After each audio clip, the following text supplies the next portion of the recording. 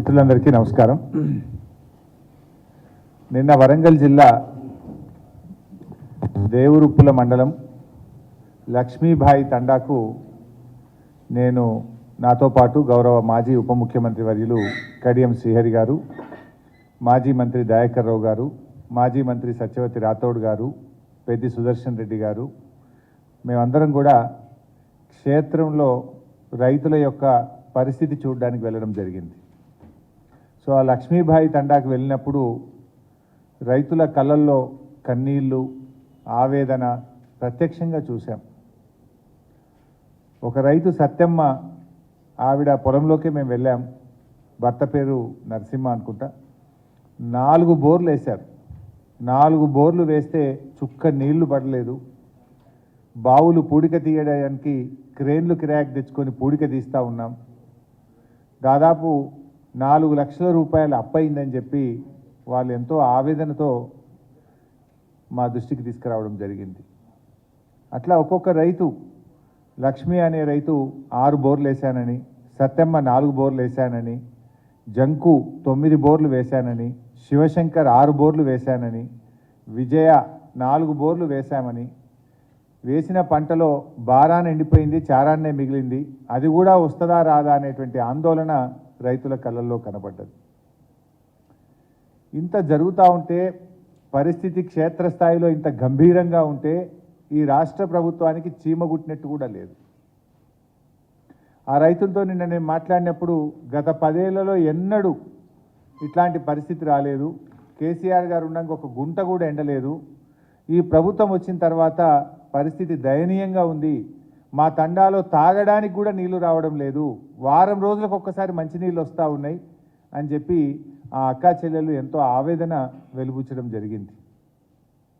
అంటే 3 నెలల కాంగ్రెస్ పాలన చూస్తే ప్రజా సమస్యల మీద ఈ కాంగ్రెస్ పార్టీకి, ప్రభుత్వానికి అసలు పట్టిలేదని మనకు స్పష్టంగా అర్థమవుతూ ఉంది.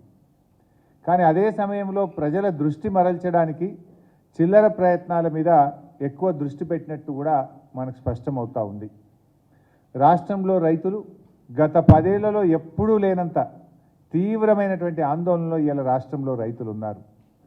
ఒకవైపు ఈ రాష్ట్ర ప్రభుత్వం నీటి నిర్వహణ విధానం సరిగా లేక రైతులకు నీళ్లు ఇవ్వడంలో ఈ ప్రభుత్వం పూర్తిగా విఫలం చెందడం, మరోవైపు రైతు బంధు రాకపోవడం, మూడోది కరెంటు ఎప్పుడు వస్తుందో ఎప్పుడు పోతుందో అర్థం కాక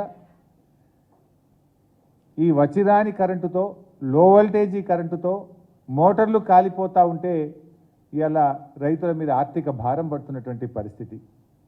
మరోవైపు వడగళ్ల వాన, అకాల వర్షాలతోని కూడా ఈరోజు పంట నష్టం జరుగుతూ ఉంది. ఇవన్నీ కూడా ఒక తీవ్రమైనటువంటి ఆందోళనలో ఇలా రైతాంగం ఉన్నటువంటి పరిస్థితి. రాష్ట్రంలో దాదాపు 20 లక్షల ఎకరాల్లో పంట ఎండిపోయినట్టుగా మా పార్టీకి ప్రాథమికంగా అందుతున్నటువంటి సమాచారం. ఇలా 20 లక్షల ఎకరాల్లో పంట ఎండుతూ ఉంటే ఇప్పటికీ కాంగ్రెస్ వచ్చిన ఈ 100 రోజుల్లో 180 మంది రైతులు ఆత్మహత్య చేసుకున్నారు. పరిస్థితి ఏమో ఇంత గంభీరంగా ఉంది. కానీ కాంగ్రెస్ పార్టీ మాత్రం అసలు ఈ ప్రభుత్వానికి, ముఖ్యమంత్రి గారికి, ఈ మంత్రులకు టైం దొరకలేదు. క్షేత్రస్థాయిలో వెళ్ళి పరిస్థితిని అంచనా వేయడానికి కానీ, రైతుల్ని ఓదార్చడానికి కానీ, రైతులకు భరోసా కల్పించడానికి కానీ ఈ ప్రభుత్వానికి అసలు టైం దొరకలేదు. ఇతర పార్టీల మీద, చేరికల మీద వీళ్ళకి దృష్టి పెడతా ఉన్నారు తప్ప, కానీ వీళ్ళు ఈ రాష్ట్రంలో 180 మంది రైతులు ఆత్మహత్య చేసుకొని పరిస్థితి ఇంత ఆందోళనగా ఉంటే కనీసం అసలు ఆలోచిస్తున్నటువంటి పరిస్థితి లేదు. ఒక అధికారుల బృందాన్నైనా పంపించిండ్రా? ఒక రాష్ట్ర ప్రభుత్వము జిల్లా కలెక్టర్లకో, ఆర్డీఓలకో, వ్యవసాయ శాఖ అధికారులకో, రాష్ట్ర స్థాయి నుంచి అధికారుల బృందాన్ని పంపించి పరిస్థితిని సమీక్షించడం కానీ, రైతులకు ఒక భరోసా కల్పించడం కానీ ఈ ప్రభుత్వం చేయడం లేదు. ఇప్పుడు గతంలో నన్ను అడిగాను, కేసీఆర్ గారి హయాంలో ఎన్నడూ కూడా ఈ కొత్తగా బోర్లు వేసే పరిస్థితి రాలే. ఊర్లల్లో బోరు బండ్లు కనబడలేదు, బావులు పూడిక తీయడానికి క్రేన్లు కిరాయికి తెచ్చుకునే పరిస్థితి లేదు. ఇలా కాంగ్రెస్ పార్టీ రాగానే మళ్ళా బోర్లు వేసుడు. నేను ఇప్పుడే చెప్పినట్టు ఒక్కొక్క రైతు 6 బోర్లు 8 బోర్లు వేస్తే ఇవాళ బోరు పొక్కల్లోనే వాళ్ళ కష్టం, వాళ్ళ చెమట చుక్కలు పోతూ ఉన్నాయి, అప్పుల పాలవుతూ ఉన్నారు, ఆందోళనలో ఉన్నారు రైతులు. కానీ ప్రభుత్వం అసలు చీమగుట్టినట్లేదు, కనీసం కదిలినటువంటి పరిస్థితి కూడా లేదు. ఇది అంతా ఒకవైపు ఉంటే మూలిగే నక్క మీద తాటికాయ పడ్డట్టు ఒకవైపు రైతులు చాలా ఆందోళనలో ఉండి పంటలు ఎండిపోతూ ఉంటే రైతు బంధు రాకపోతే వడగళ్ళ వానబడి పరిశాన్ అవుతుంటే మూడోది ఇగో బ్యాంకుల వాళ్ళు అప్పులు కట్టండి అని చెప్పి నోటీసులు ఇచ్చి ఊర్ల మీద పడ్డారు.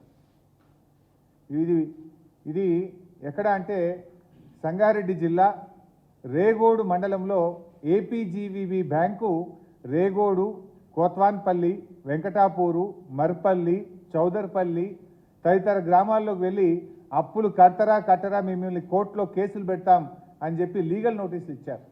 ఇవన్నీ కూడా అడ్వకేట్ ద్వారా బ్యాంక్ ఇచ్చిన లీగల్ నోటీస్. ఇగో ఇది బ్యాంకు వాళ్ళే స్వయంగా ఇచ్చినటువంటి నోటీస్.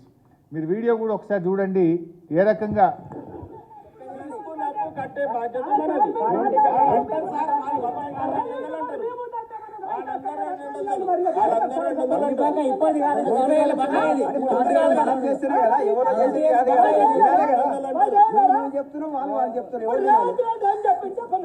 నాకు రేవంత్ రెడ్డి సంబంధం లేదు.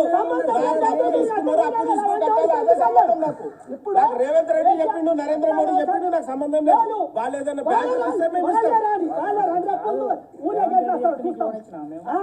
రేవంత్ రెడ్డి చెప్తున్నా లోన్ ఇచ్చినామా, అది గవర్నమెంట్ ఇప్పుడు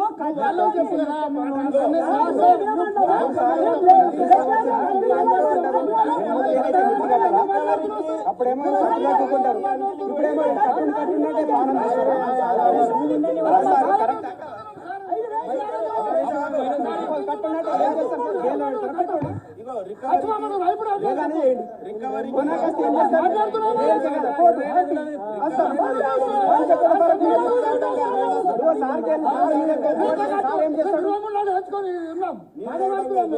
కాదు పట్టాను సార్ ఏం చేస్తాడు కోర్టు కంపెనీ పోతాం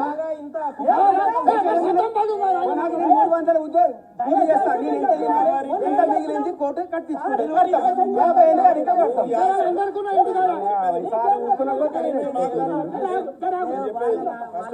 300 కూలి మాకు నేను తినేది ఎంత పిల్లల పిల్లలకి ఎంత మిగిలేదు 50 రూపాయలు నెలకు 50 రూపాయలు కడతా కోర్టుకొని ఇంకా బొంబాయి యాడికైనా కొనుగోండి. బ్యాంకుకి రాజకీయానికి సంబంధం లేదు. ఏదైనా ప్రభుత్వ పథకం వస్తే అది బ్యాంకులకు ఇస్తే మీకు ఇచ్చే బాధ్యత వరకు మాది. ఆ పథకం ఫార్ములేషన్ లో కానీ పథకం ఇస్తామని ఆ వీడియో మీకు డీటెయిల్గా పంపిస్తాను. చాలా పెద్దగా ఉంది, అది ఆల్మోస్ట్ 6-7 minutes ఉంది. మీ అందరికి కూడా షేర్ చేస్తాం వీడియోను. మీ టైం మేము వేస్ట్ చేయదలుచుకోలేదు.